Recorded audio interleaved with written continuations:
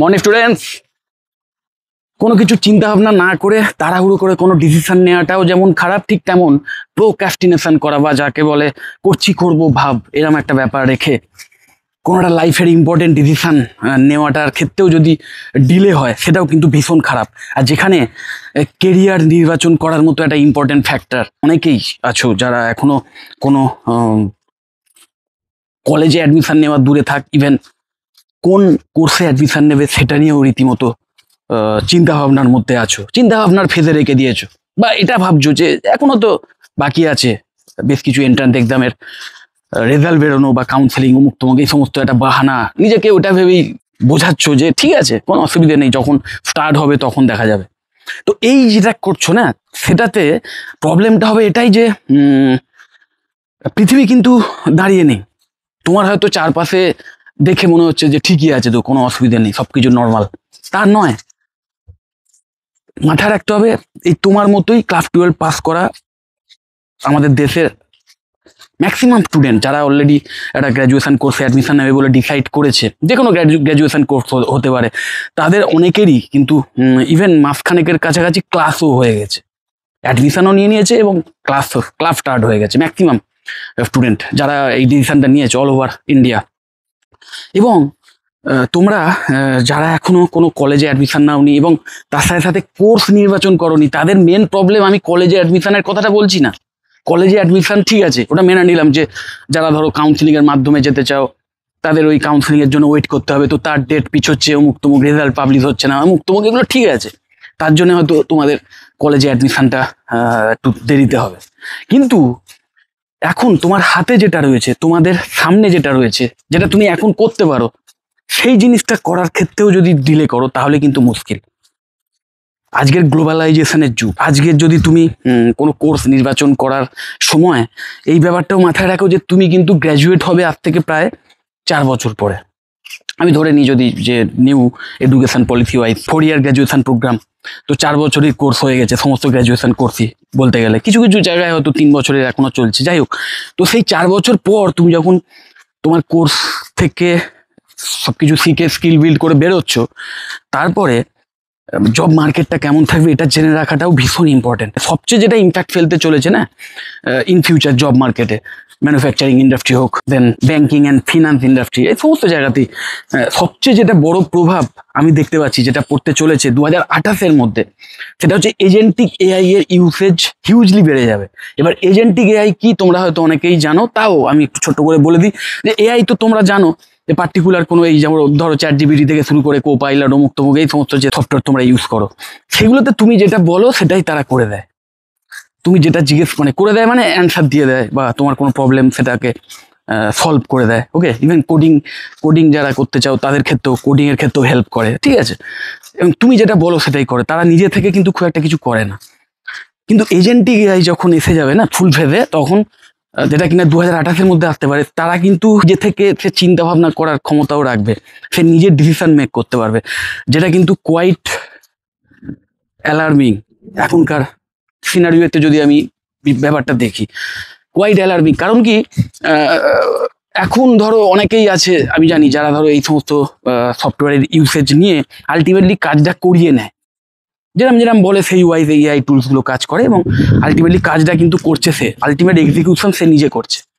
ওকে, কিন্তু agentic AI যেটা করবে, সে পুরোপুরি কাজটাই, পুরো প্রসেসটাই কমপ্লিট করে দেবে এবং তোমার ইনস্ট্রাকশনের জন্য ওয়েট করবে না। ধরো তুমি একটা কোম্পানির কোনো একটা ফিনান্সিয়াল রিপোর্ট, সেটা তুমি কোনো এআই টুলসকে কমান্ড দিলে, তারা এখনকার সিনারিওতে বলছি, সেই টুলস কিন্তু তোমাকে সেই ফিনান্সিয়াল রিপোর্ট বানিয়ে দিয়ে দিল, ঠিক আছে। কিন্তু এজেন্টিক এআই কি করবে, এজেন্টিক এআই এর মধ্যে এইভাবে প্রোগ্রাম যদি করা থাকে যে তুমি একদম মানে ডেটা কালেক্ট করো, ডেটা কালেক্ট করে সেখান থেকে যা যা রিডান্ডেন্সি আছে বা ডেটার এরর রয়েছে বা ডুপ্লিকেসি আছে, সেগুলোকে ক্লিন করো, ডেটাকে ক্লিন করো সোজা কথায়। দেন সেখান থেকে একটা প্যাটার্ন বার করো, সেটাকে সাজাও, সাজিয়ে প্যাটার্ন বার করো, সেখান থেকে পার্টিকুলার যে ব্যাপারটা কোম্পানিতে রিলেভেন্ট, কোম্পানির জন্য যে ডেটার প্যাটার্নটা রিলেভেন্ট, সেই ওয়াইজ রিপোর্ট বানাও, এবং আলটিমেট ফাইনাল যে ডিসিশন, যেটা করলে কোম্পানির প্রফিট হবে, একদম সেই জিনিসটা ডাইরেক্ট কোম্পানির ম্যানেজারকে মেল করে দাও। এইভাবে যদি সাজানো থাকে তো এজেন্টিক এআই সেই জিনিসটা কিন্তু পুরো প্রসেসটা কারণ ইনস্ট্রাকশন ছাড়াই কিন্তু করে দেবে। এবং এটা আমি জাস্ট একটা উদাহরণ দিলাম। এবং এর ফলে হচ্ছে কি, ওই যেটা বললাম যে এআই এর উপর ডিপেন্ডেন্সি বা এআই কে ইউজ করার যে টেন্ডেন্সি, সেটা কিন্তু মানে এক্সপোনেনশিয়াল হারে বেড়ে যেতে চলেছে আগামী 4 বছরের মধ্যে। এবং মাথায় রাখবে তোমরা কিন্তু 4 বছর পরেই গ্র্যাজুয়েট হয়ে বেরোচ্ছ।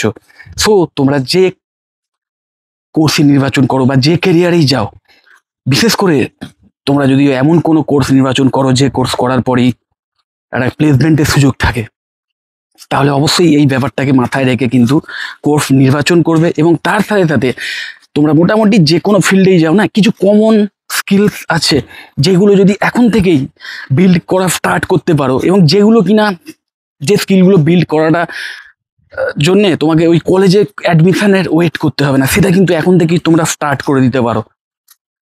এবং তার মধ্যে প্রথম হচ্ছে আমি বলবো এই এআই লিটারেসি। ওকে, সফটওয়্যার এগুলো ইউজ করা, এগুলো তো তোমরা পারোই, আমি জানি। এআই বটস যেগুলো আছে সেগুলো তোমরা ইউজ করা অনেকেই জানো। আর যদি না জানো তাহলে অবশ্যই সেটাও ইম্পর্টেন্ট, বিভিন্ন এআই টুলস সম্পর্কে নলেজ নাও, শেখো, সেগুলোকে ইউজ করা শেখো, কীভাবে কমান্ড দিতে হয় শেখো। প্লাস আমি বলবো পাইথন আর এই দুটোর মধ্যে যে কোনো একটা, বিশেষ করে পাইথনের ওপর একটা ভালো স্ট্রং ফাউন্ডেশন তৈরি করো।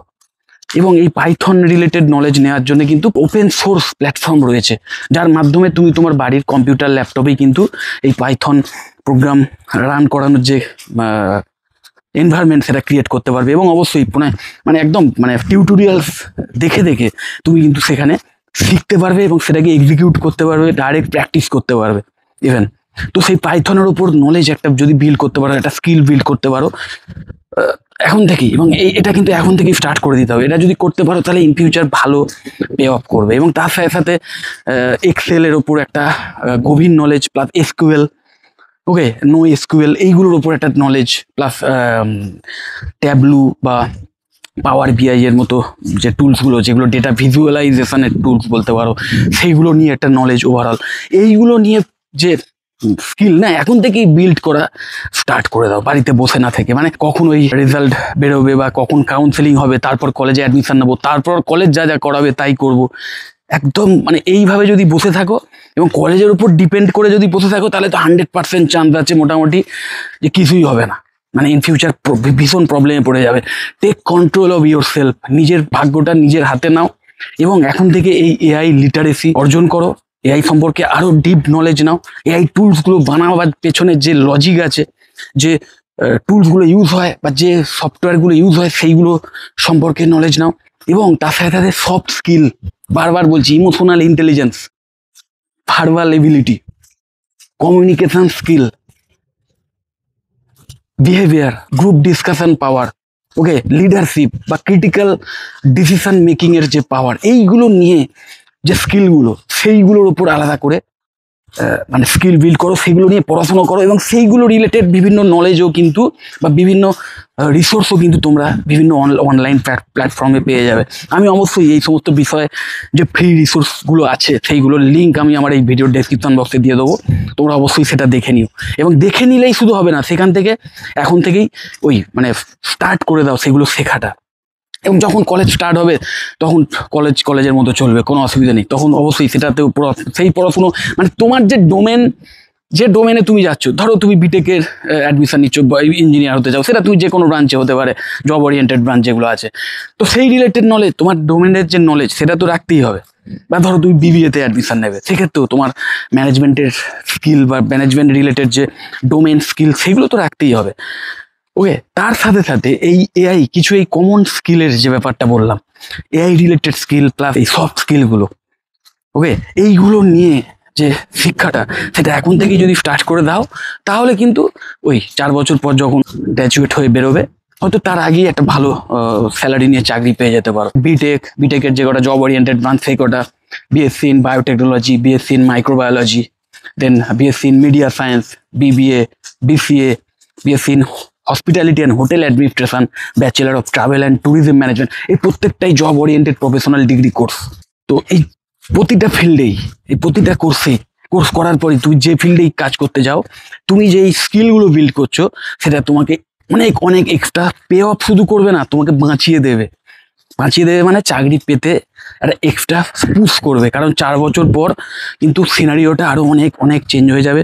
এবং যারা এই ওয়াইজ নিজেকে আপগ্রেড করতে পারবে না, তারা কিন্তু কাইন্ড অফ মানে চাকরি পাবে না বললেই চলবে, বা তাদের কাছে অনেক হার্ড হয়ে যাবে, বা তাদেরকে আবার তখন সেইগুলো শেখার জন্য আলাদা করে সময় দিতে হবে।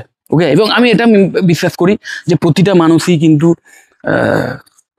কোয়ালিটি কিছুটা নিয়ে জন্মায়, আর ম্যাক্সিমাম কোয়ালিটিটাই কিন্তু সারা জীবন ধরে সে বিল্ড করে। ভালো স্টুডেন্ট আর খারাপ স্টুডেন্টের মধ্যে আমার কাছে মেন পার্থক্য এটাই যে ভালো স্টুডেন্টরা হয় সিরিয়াস, ডেডিকেটেড, আর খারাপ স্টুডেন্টরা ক্যাজুয়াল।